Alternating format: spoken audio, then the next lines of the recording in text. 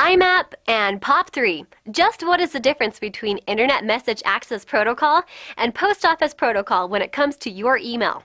If you want to know about IMAP versus POP3, have I got some information for you. This video has the scoop. Let's watch.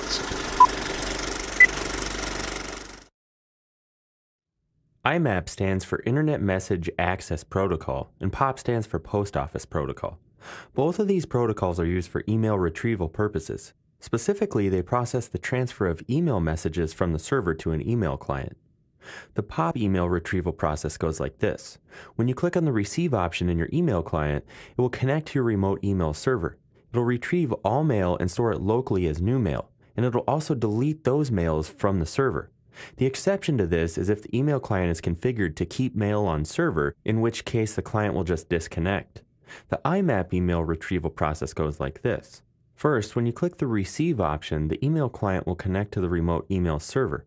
It then pulls the user-requested content and caches it locally. Then it disconnects from the server. There are several differences between IMAP and POP. The two protocols generally operate on different ports.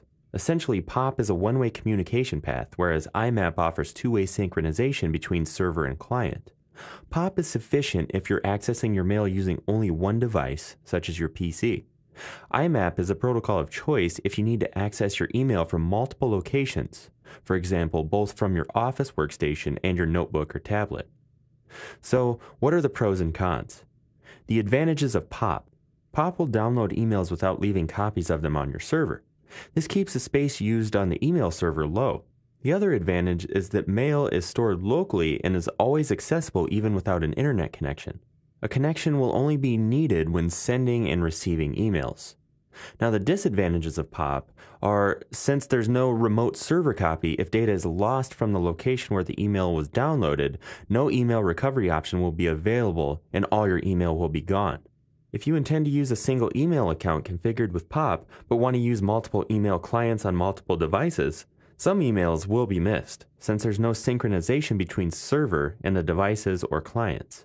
Now let's look at the advantages and disadvantages of IMAP. IMAP is often preferred in many cases. In the IMAP protocol, emails are stored on the remote server and therefore are accessible from multiple different locations. IMAP can take a little time to download and synchronize emails from some remote servers, but it's a flexible, more reliable, and more complete email retrieval method compared to POP.